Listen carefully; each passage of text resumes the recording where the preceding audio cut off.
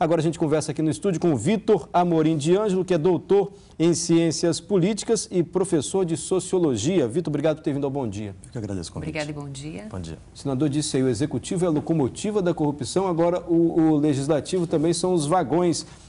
Como é que o senhor viu o protesto? Como é que o senhor viu a resposta ontem da presidente Dilma?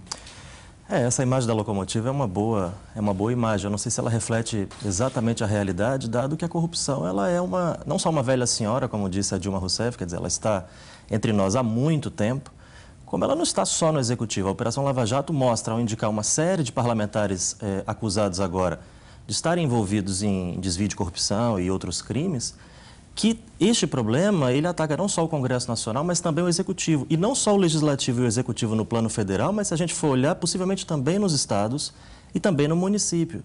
Não só na política, mas também na sociedade. Não só na iniciativa pública, mas também na privada. Ou seja, quando a gente olha esse problema com um olhar complexo, porque ele é um problema complexo, então nós vamos ver que a corrupção ela está disseminada por todo lugar no nosso país.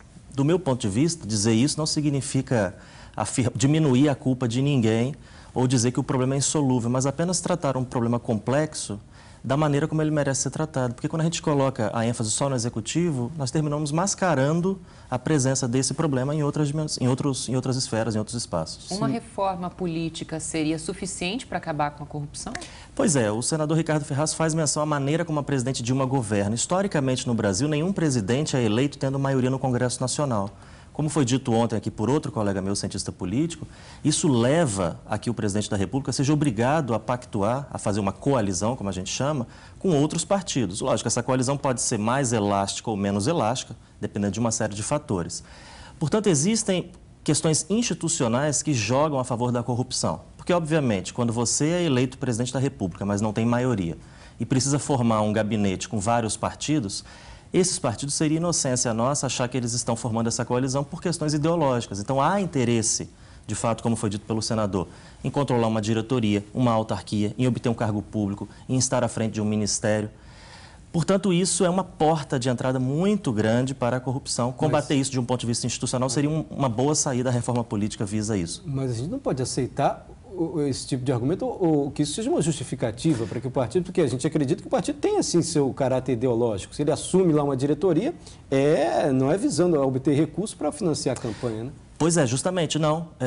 Muitas vezes a busca por esse espaço é uma busca legítima, tá certo? Você busca estar à frente de um ministério porque controlando os recursos daquele ministério você pode desenvolver determinadas políticas públicas. Sim. E com isso, numa próxima eleição, obter votos para si e para o seu partido.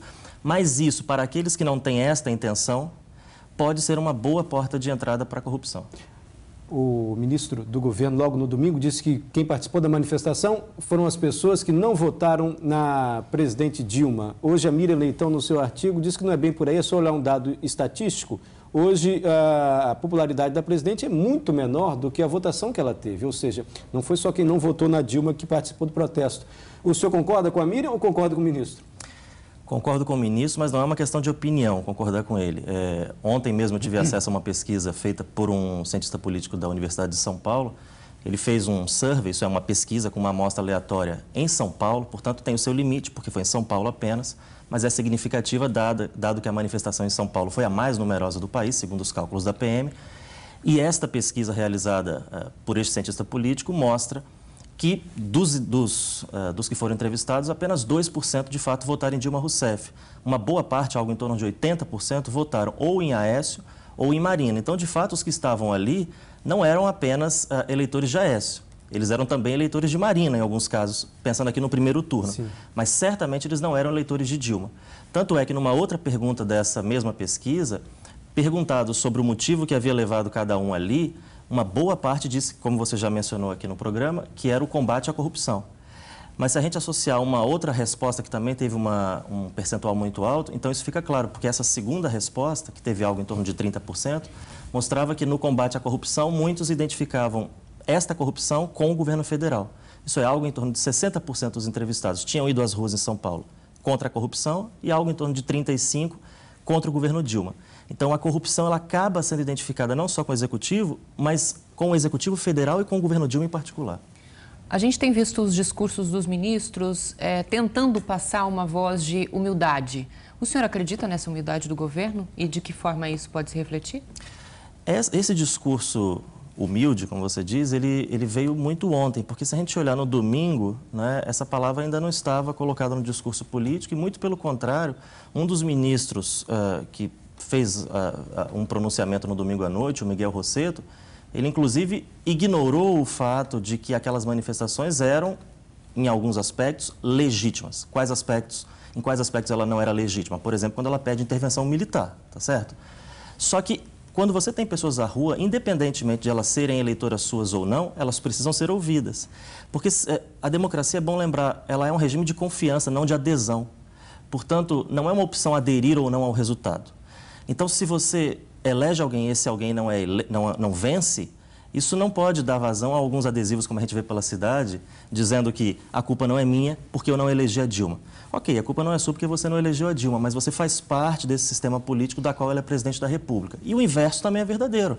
Você venceu, mas não pode deixar de governar para aqueles que não te elegeram. Isso, pelo que o senhor está dizendo, pelo seu raciocínio, não desqualifica a manifestação e o volume de pessoas que foi às ruas pelo fato de a maioria não ter votado na presidente. É uma manifestação legítima e justificável, assim, pelo momento que a gente... Excetuando-se esses aspectos que eu mencionei, como, por exemplo, o golpe militar, um apelo ao golpe militar ou um impeachment sem fundamento, a presença dessas pessoas na rua, sim, é perfeitamente legítima e, de alguma maneira, até salutar para a democracia. E você não pode ignorar, como governo, a presença de uma parcela expressiva da população brasileira que foi às ruas. Ontem, na entrevista coletiva, a presidente disse que não estava lá num confessionário para fazer nenhum tipo de confissão e perguntado sobre algum erro do governo. Ela disse que o governo pode ter errado, mas citou só o FIES. Ela não citou a Petrobras. E a gente vê aí o escândalo que envolve a Petrobras. E essa falta de reconhecimento do governo, o fato de os dois maiores escândalos do país de corrupção, o Mensalão e agora o Petrolão, acontecerem durante o governo PT, isso, de certa forma, associa também a imagem do partido à corrupção, porque o PT que estava no governo quando isso tudo estourou. Cabia, principalmente ao Executivo, impedir que isso acontecesse. Isso. Acho que você toca em alguns pontos interessantes. Associa o caso ao partido, muito embora quando a gente vai olhar o que se passou, não necessariamente isso começou com o partido, nem se reduz exclusivamente ao período em que o PT está no governo. Quando a gente pensa o discurso político, é muito difícil responder a sua pergunta, porque muitas vezes existem erros que são reconhecidos, mas eles não são explicitados. Eventualmente, porque explicitá-los pode parecer um sinal de fraqueza, né? E isso é interessante porque muitas vezes você percebe que a presidente da República, como políticos de um modo geral, tentam se apropriar politicamente de alguns fatos para se fortalecer. Por exemplo, ontem no seu discurso, ela associou a sua trajetória pessoal ao que aconteceu no domingo. Então veja que é uma maneira de se apropriar politicamente do que acontece na véspera contra o seu governo. Dizendo o quê, em outras palavras? Que ela havia lutado para que aquelas pessoas tivessem esta oportunidade de se manifestar democraticamente contra o seu governo. Então isso é interessante porque você observa como políticos, de um modo geral, se apropriam de fatos para se fortalecer politicamente. E respondendo à sua pergunta mais diretamente, eles, numa outra direção, às vezes esquecem ou escondem de fazer um determinado reconhecimento, justamente porque, numa direção contrária, isso pode parecer um sinal de fraqueza política. Não necessariamente eles não reconhecem que alguma coisa deu errado. E esses dois escândalos, justamente quando o PT estava no governo, o senhor acha que isso faz com que a população associe? Porque não cabia, então, ao Executivo, né? Principalmente o Executivo que podia acabar com esse escândalo na Petrobras, impedir que isso acontecesse? Mesma forma o Mensalão. Sim, como eu já disse, quer dizer, o fato de determinadas, de uma agenda negativa ligada à corrupção, ela aparecer em muito maior quantidade no governo Dilma e também no seu antecessor, no governo do presidente Lula, faz com que naturalmente uma parcela da população brasileira associe isso ao PT. O que eu estou tentando dizer é que, num olhar um pouco mais refinado, a gente não pode reduzir a corrupção apenas ao PT. A gente pode discutir algumas outras questões. Qual é a relevância, de um ponto de vista político, para o fato de uma corrupção aparecer num governo que se pretendia lá em 2003 um governo diferente, né? Um partido que é muito mais enraizado socialmente do que outros.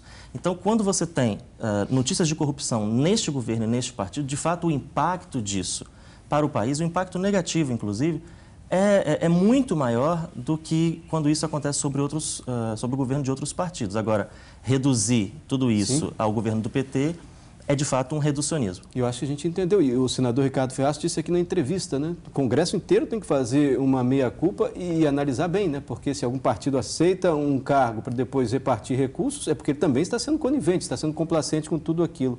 A gente vai encerrando, professor. Tem muita gente mandando e-mail aqui, a redução dos cargos em comissão e dos apadrinhados poderia ser uma solução para diminuir a corrupção. Quem escreveu foi o Rafael Lamas. O Yarley faz a pergunta que acho que muita gente deve estar fazendo. O que o cidadão, o que a população pode fazer, o que a população pode fazer de fato para que aconteça uma mudança no país? Olha, muitas vezes o cidadão tem uma sensação de impotência, né? Porque as instituições elas ganham uma certa autonomia em relação a nós mesmos e parecem funcionar à nossa revelia. Sendo bem pragmático, claro, ir às ruas é uma boa maneira, tá certo? Você se manifestar contra isso. A eleição termina sendo também uma boa maneira, muito embora ela seja algo bastante reduzido, porque acontece de tempos em tempos.